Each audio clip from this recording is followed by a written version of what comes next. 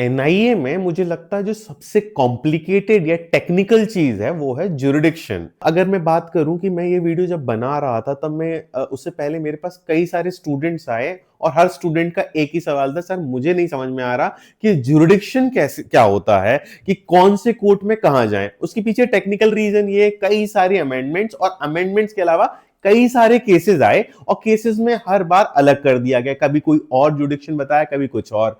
इस पे कोई बहुत अच्छा मटेरियल भी क्रिस्प नहीं था, तो मैंने सोचा इस वीडियो को बनाते हैं। ठीक है, तो आज के इस वीडियो में मैं आपको ये बताने वाला हूं कि जब भी कोई चेक डिसऑनर होता है तो आप किस कोर्ट को अप्रोच कर सकते हो, तो कंप्लेन फाइल करने के लिए या फिर अपने जस्टिस को सीक करने के लिए। चेक की कंप्लेंट कहां जानी चाहिए, इसके लिए आपको ना कुछ कॉन्सेप्ट समझना पड़ेगा, जिसके लिए आपको दो केसेस समझने पड़ेंगे।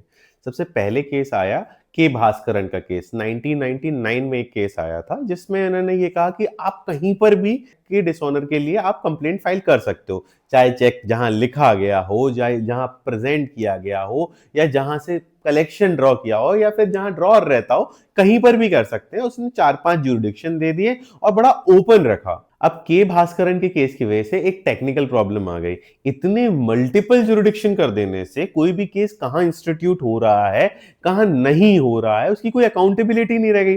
बहुत वेग ज्यूरिडिक्शन होता है, आपको पता है ना, मल्टीसिपिलिटी ऑफ ज्यूरिडिक्शन पर ही पूरा सीपीसी और सीआरपीसी की प्रॉब्लम्स क्रिएट होती हैं। रेस जुडिकेटा और जो आपने प्रोसीजर सीआरपीसी में पढ़े हैं, बीएनएसएस में पढ़े हैं, वो यही है, मल्टीसिपिलिटी ऑफ केसेस। तो ये मल्टीसिपिलिटी ऑफ केसेस को कर्व करने के लिए, इसको सॉल्व करने के लिए एक केस आता है 2014 में, दशरथ रूप सिंह राठौर का केस। दशरथ रूप सिंह राठौर के केस में सारे ज्यूरिडिक्शन हटा दिए गए और एक सिंपल सी बात करी कि ड्रॉई बैंक जहां पर है वो आपका ज्यूरिडिक्शन रहेगा। बेसिकली कहने का मतलब यह है कि जो ड्रॉर था जिसने चेक लिखा था उसकी जो बैंक होगी वही फाइनल ज्यूरिडिक्शन होगी, वही आपका फाइनल रहेगा जहां पर आपको कंप्लेंट रेज करनी पड़ेगी।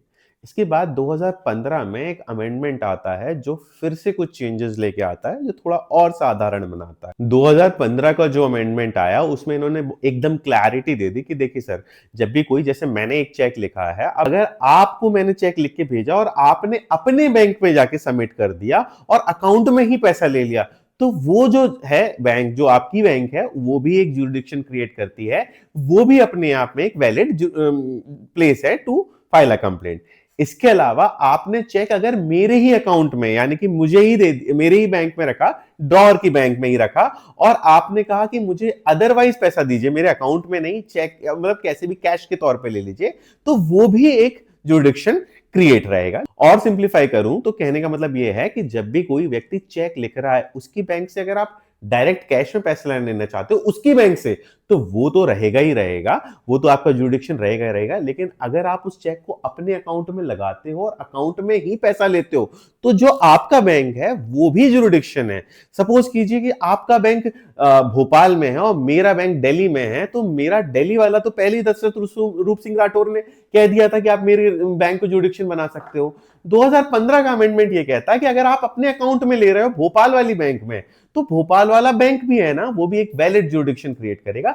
That's it. अभी 4-5 ज्यूरिडिक्शन नहीं रहेंगे, सिर्फ 2 ज्यूरिडिक्शन रहेंगे। अब मैं सिंप्लीफाई कर देंगे ज्यूरिडिक्शन को, आपको एक बात क्लियर कर दूं कि जो पहला वाला जो आपका बैंक था वो इन एडिशन नहीं है, आप ऑल्टरनेटली सिर्फ एक को यूज कर सकते हैं। अगर आपने पहले वाले बैंक ड्रॉर के बैंक से ले लिया है तो आपका सिर्फ ड्रॉर ही रहेगा, क्योंकि सिचुएशन एक ही हो सकती है, या तो आप अपने बैंक से विड्रॉ कर सकते हो या उस वाले बैंक से ही कर सकते हो। तो अगर आपने वो यूज किया है तो सिर्फ दिल्ली वाला रहेगा, और अगर आपने भोपाल यूज किया है, भोपाल से अपने अकाउंट में पैसे लिए, तो सिर्फ आपके भोपाल ही रहेगा। दोनों अवेलेबल नहीं है, ईदर है। इसके डाउट्स क्लैरिटी के लिए 2016 में एक केस आता है, ब्रिजस्टोन केस। केस के अंदर यह बताया गया कि जो दशरथ रूप सिंह राठौर है वो प्री अमेंडमेंट के ऊपर जितने भी केसेस चल रहे थे, जितने भी केसेस प्री अमेंडमेंट थे, वो सारे दशरथ रूप सिंह राठौर के हिसाब से चलेंगे। लेकिन अमेंडमेंट आने के बाद जो भी केस आएंगे वो इस अमेंडमेंट के थ्रू करेंगे। इन्होंने वैलिडेट किया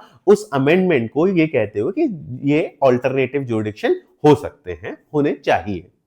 डिसऑनर ऑफ चेक के लिए हमें ये सारी इंफॉर्मेशन जो मैंने आपको भी बताई वो आपका पता होना बहुत ज्यादा जरूरी है, सारे एग्जाम पॉइंट ऑफ व्यू से, वेदर इट बी जुडिशरी और आपका एडीपीओ या फिर आपका बार एग्जाम ही क्यों ना हो, आपको ये सारी चीजें पता होनी चाहिए।